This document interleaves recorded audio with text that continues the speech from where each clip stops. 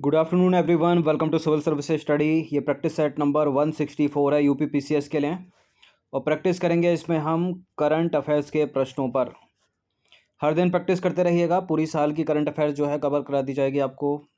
ठीक है, बस आपका काम है डेली प्रैक्टिस करना, वीडियो को 2 से 3 बार देखना। आप इस सीरीज़ की पेड सीरीज़ प्राप्त कर सकते हो। डिस्क्रिप्शन बॉक्स में मेरा नंबर है, उस पर कॉल या व्हाट्सअप करके। ठीक है, बेनिफिट होगा काफ़ी उससे। बाकी टेलीग्राम चैनल से जुड़े रहिएगा सिविल सर्विसेज स्टडी के, डिस्क्रिप्शन बॉक्स में उसका लिंक है।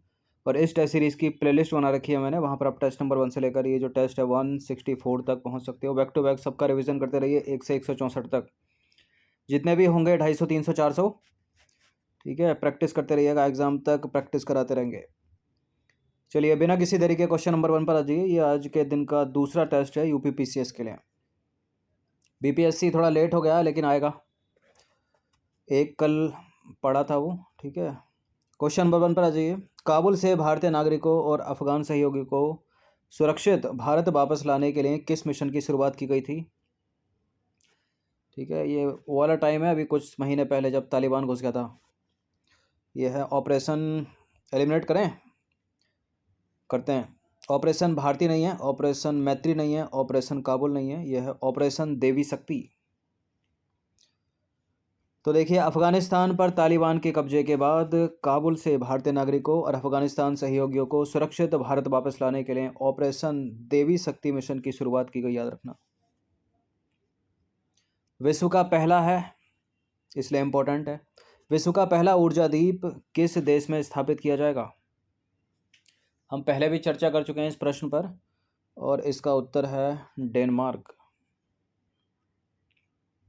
तो डेनमार्क सरकार द्वारा विश्व का पहला ऊर्जा द्वीप बनाने की योजना को मंजूरी दी गई, और इस कृत्रिम यानी आर्टिफिशियल आइलैंड हो गए, इस कृत्रिम द्वीप को अपतटीय पवन टरबाइन से जोड़ा जाएगा।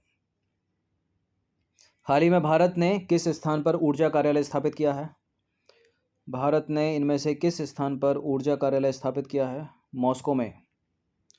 तो हाल ही में भारत ने मॉस्को में एक ऊर्जा कार्यालय यानी एनर्जी ऑफिस स्थापित किया है। इसका उद्देश्य क्या है? मौजूदा परिसंपत्तियों के समर्थन के लिए हर संभव प्रयास करना, क्षमता निर्माण में शामिल होना, व्यावसायिक अवसरों की तलाश करना, पेट्रोलियम उत्पाद व सेवाओं का आयात और निर्यात करना। क्वेश्चन नंबर 4 पर आ जाइए। मार्च 2021 में किस देश की संसद ने इच्छा मृत्यु या फिर यूथेनेसिया को वैध बनाने वाले कानून को मान्यता दी है? ये एक यूरोपियन कंट्री है और ये चौथा यूरोपीय देश है। इससे पहले 3 देश ऐसा कर चुके हैं और वो तीनों के तीनों यूरोपियन हैं, और ये चौथा है स्पेन।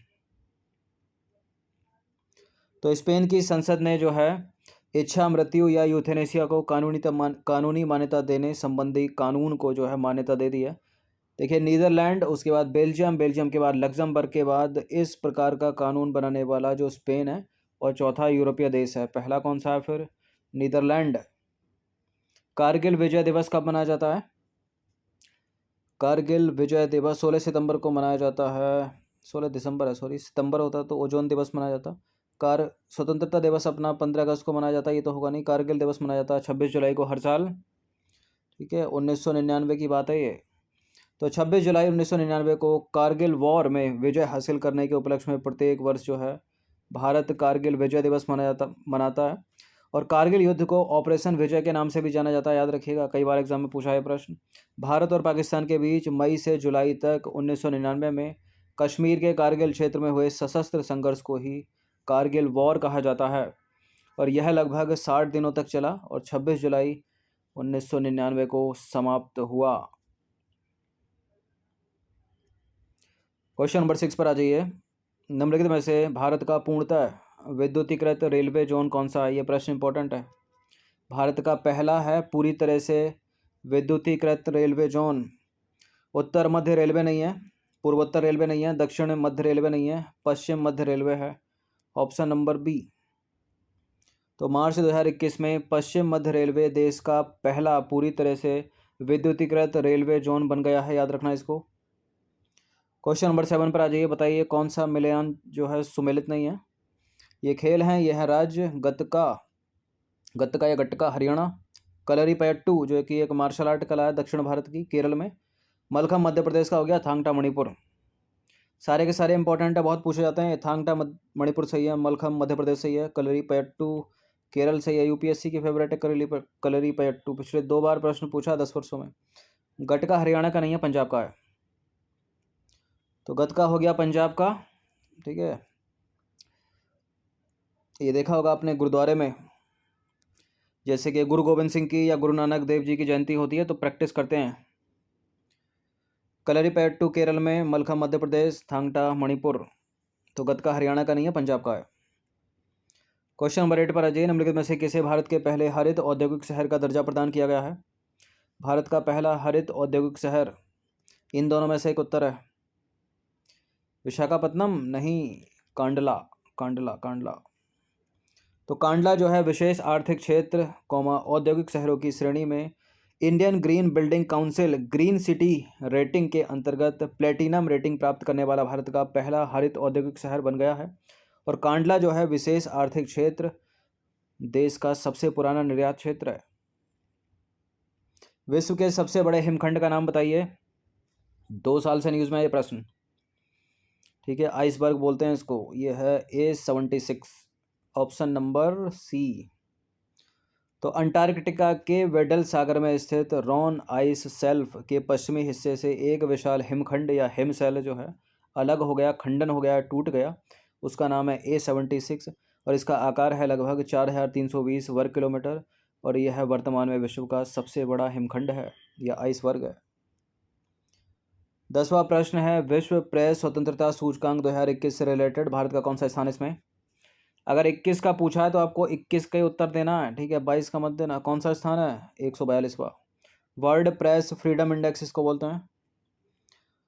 तो देखिए 180 देशों के वर्ल्ड प्रेस फ्रीडम इंडेक्स यानी विश्व प्रेस स्वतंत्रता सूचकांक 2021 में भारत 142वें स्थान पर है।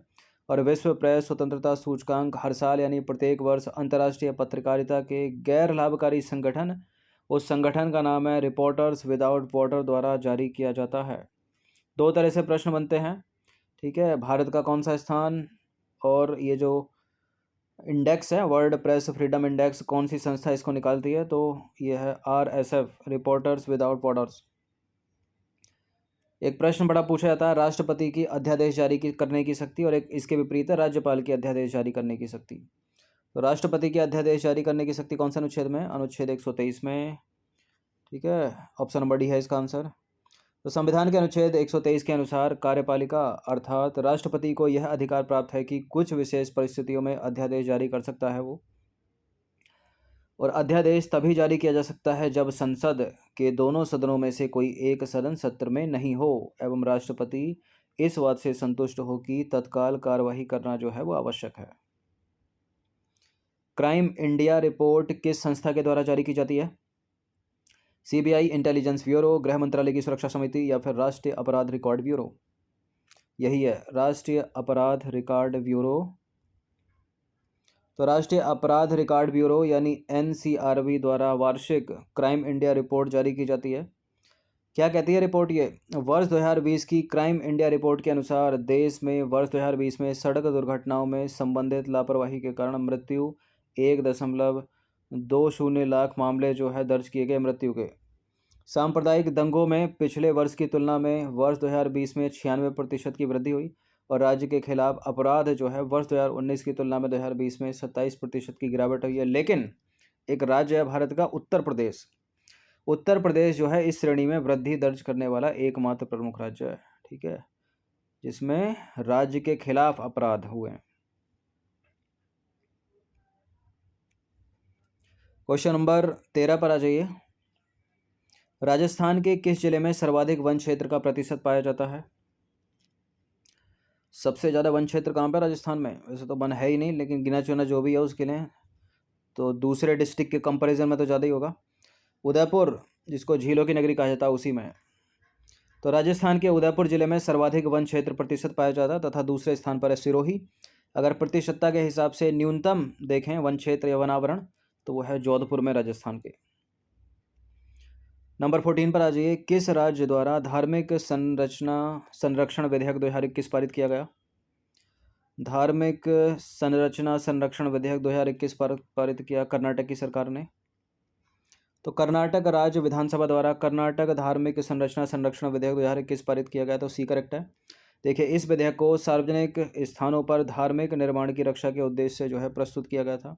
और विधेयक कहता है कि क्या, इस विधेयक के अनुसार एक धार्मिक संरचना को मस्जिद, मंदिर, चर्च, गुरुद्वारा, मजार, बुद्ध विहार आदि के रूप में परिभाषित किया गया है जो कानून के अधिकार के बिना सार्वजनिक स्थान पर बनाया गया है। होप स्पोर्ट क्या होता है भाई? होप स्पोर्ट क्षेत्र का संबंध किससे है? पृथ्वी की बायोडाइवर्सिटी से, या समुद्री सुरक्षा की दृष्टि से कोई संवेदनशील क्षेत्र हो, वनस्पतिक बायोडाइवर्सिटी से, या फिर किसी क्षेत्र विशेष के जीवों में विद्यमान बायोडाइवर्सिटी से। किससे? समुद्री सुरक्षा की दृष्टि से संवेदनशील क्षेत्र, option number B hotspot. जैसे कि लक्षद्वीप, अपना अंडमान निकोबार द्वीप, तो समुद्री सुरक्षा की दृष्टि से संवेदनशील क्षेत्रों को होप स्पोर्ट की संज्ञा दी जाती है। होप स्पोर्ट की अवधारणा का जनक कौन? Sylvia earl. भारत में होप स्पोर्ट के रूप में चिन्हित क्षेत्रों में अंडमान निकोबार द्वीप समूह और लक्षद्वीप शामिल हैं। ठीक है, लक्षद्वीप जो कि भारत में एक मूंगे का द्वीप है। कैपिटल कवरत्ती। क्वेश्चन नंबर 16 पर आ जाइए, प्रश्न इंपॉर्टेंट हो सकता है। एनसीईआरटी या सीबीएसई पाठ्यक्रम में बदलाव हेतु किसकी अध्यक्षता में 12 सदस्यीय समिति का गठन किया गया? कौन है? के कस्तूरी रंगन, ऑप्शन नंबर सी। तो सरकार द्वारा सीबीएसई या एनसीईआरटी पाठ्यक्रमों में बदलाव के लिए दिशा निर्देश तैयार करने हेतु के कस्तूरी रंगन की अध्यक्षता में 12 सदस्यीय राष्ट्रीय संचालन समिति का गठन किया गया और समिति का कार्यकाल जो है 3 वर्ष निर्धारित किया गया है। क्वेश्चन नंबर 17 पर आ जाइए। राजस्थान का प्रथम पशु विज्ञान व चिकित्सा महाविद्यालय कहाँ स्थापित किया गया था? कहाँ स्थापित किया गया था? बहुत पहले की बात है ये तो, बीकानेर में। ये प्रश्न यूपी पीसीएस में कैसे आ गया? ये तो राजस्थान पीसीएस के लिए ज़्यादा इंपॉर्टेंट है। चलिए छोड़िए, बीकानेर याद रखिएगा। तो 16 अगस्त 1954 में राजस्थान का प्रथम पशु विज्ञान व चिकित्सा महाविद्यालय बीकानेर में स्थापित किया गया था। 1954 में कब की बात है ये? देखिए, दूसरा, पहला तो वो हो गया। दूसरा, राज्य वेटनरी कॉलेज उदयपुर में, और तीसरा जयपुर में संचालित है। और ये तीनों कॉलेज राजू बास के संगठन कॉलेज हैं। क्वेश्चन नंबर 18 पर आ जाइए। किस राज्य द्वारा ऑनलाइन गेम्स ऑफ चांस पर प्रतिबंध लगाने हेतु एक विधेयक पारित किया गया है? ऑनलाइन गेम्स ऑफ चांस पर प्रतिबंध लगाने हेतु एक विधेयक पारित किया है कर्नाटक की सरकार ने। ऑप्शन नंबर सी है इसका आंसर। तो कर्नाटक राज्य विधानसभा ने कर्नाटक पुलिस अधिनियम 1963 में संशोधन करने हेतु एक विधेयक पारित किया जो ऑनलाइन गेम्स ऑफ चांस पर प्रतिबंध लगाने का प्रयास करता है, और इस विधेयक को ध्वनि मत से पारित किया गया है। क्वेश्चन नंबर 19 पर आ जाइए। उड़ान परियोजना किससे संबंधित है, बता दीजिए। उड़ान परियोजना का संबंध किससे है? इंजीनियरिंग पाठ्यक्रमों में भाषा की बाधा को समाप्त करना। तो देखिए, भारतीय प्रौद्योगिकी संस्थान बॉम्बे यानी आईआईटी बॉम्बे द्वारा उड़ान परियोजना की शुरुआत की गई है। इसका उद्देश्य है भारतीय संस्थानों में इंजीनियरिंग पाठ्यक्रम के दौरान भाषा की बाधा को समाप्त करना। अब कैसे हो सकती है? जितनी भी बुक्स हैं ना, उसको क्षेत्रीय में डब कर दो, मतलब ट्रांसलेट कर दो। जो हिंदी भाषी क्षेत्र हैं हिंदी में कर दो, ठीक है, मराठी में कर दो, गुजराती में कर दो, उर्दू में कर दो, क्योंकि चीज़ें समझ में आनी चाहिए ना। क्वेश्चन नंबर 20 पर आ जाइए। जल जीवन मिशन वो भी शहरी के संदर्भ में निम्नलिखित कथनों पर विचार करेंगे। ठीक है, और वैसा नहीं कर सकते तो कुछ ऐसा होना चाहिए कि ट्रांसलेटर हो जो अपनी क्षेत्रीय भाषा में उसको कन्वर्ट कर दे, ठीक है, आसान बना दे, समझा दे। तो जल जीवन मिशन शहरी के संदर्भ में निम्नलिखित कथनों पर विचार करेंगे, बताने के इनमें से कौन सा करेक्ट होगा। देखिए, जल जीवन मिशन शहरी का उद्देश्य है वर्ष 2024 तक। कब तक? वर्ष 2024 तक। और यहाँ 2024 नहीं होकर 24, मतलब 25 होगा, 23 होगा, तब भी गलत हो जाएगा पहला स्टेटमेंट। ठीक है, 55 लीटर से ऊपर भी हो सकता है, कम भी हो सकता है, तब भी गलत हो जाएगा पहला स्टेटमेंट। तो इसका उद्देश्य है किसका जल जीवन मिशन शहरी का, कि वर्ष 2024 तक कार्यात्मक घरेलू नल कनेक्शन द्वारा सभी ग्रामीण घरों में प्रति व्यक्ति प्रतिदिन 55 लीटर जल आपूर्ति सुनिश्चित करना। और दूसरा स्टेटमेंट है, इसके तहत नल और सीवर कनेक्शन की पहुंच भी जो है सुनिश्चित करना है। क्या दोनों बातें सत्य हैं? क्या नल तक ही बात सीमित है या सीवर कनेक्शन भी देना है? नल कनेक्शन, सीवर कनेक्शन दोनों, दूसरा वाला करेक्ट है। 55 लीटर जल आपूर्ति, ये भी सही है। ठीक है, प्रति व्यक्ति प्रतिदिन। और वर्ष 2024 तक इसका लक्ष्य भी सही है, दोनों के दोनों करेक्ट हैं, सी है इसका आंसर। तो वित्त वर्ष 2021-22 की बात हो रही है, यानी पिछले साल की, ठीक है। इस बार तो 22-23 हो गया ना। तो वित्त वर्ष 21-22 के केंद्रीय बजट में सतत विकास लक्ष्य यानी SDG 6 के अनुसार सभी शहरों में कार्यात्मक नल के माध्यम से घरों में जल आपूर्ति की सार्वभौमिक कवरेज प्रदान करने हेतु केंद्रीय आवास और शहरी मामलों के मंत्रालय के द्वारा जल जीवन मिशन शहरी योजना की घोषणा की गई। और यह जल जीवन मिशन ग्रामीण का पूरक है, जिसके तहत वर्ष 2024 तक, कब तक, वर्ष 2024 तक कार्यात्मक घरेलू नल कनेक्शन के माध्यम से सभी ग्रामीण घरों में प्रति व्यक्ति प्रतिदिन 55 लीटर की आपूर्ति की परिकल्पना की गई। ठीक है, तो करेक्ट हो जाते हैं दोनों के दोनों स्टेटमेंट, सी है इसका आंसर। और जल जीवन मिशन शहरी के अगर उद्देश्य देखें तो कौन कौन से हैं? नल और सीवर कनेक्शन की पहुंच सुनिश्चित करना, जल निकायों का पुनरुत्थान करना। चलिए पॉज मारिए, पढ़िए इसको जरा। और क्या करना है? चक्रीय जल अर्थव्यवस्था की स्थापना करना। तो 20 प्रश्न थे इंपॉर्टेंट, करंट से रिलेटेड। इनकी प्रकृति बिल्कुल एग्जाम की तरह है, पूछे जाने की संभावना पुरजोर पर। ठीक है, किसी भी टेस्ट को, किसी भी प्रश्न को जो है इग्नोर ना करें। बाकी पेड सीरीज इसकी प्राप्त कर सकते हो और डिस्क्रिप्शन बॉक्स में मेरा नंबर है, कॉल या व्हाट्सअप करके। प्राइस मात्र 149 रुपये है। धन्यवाद।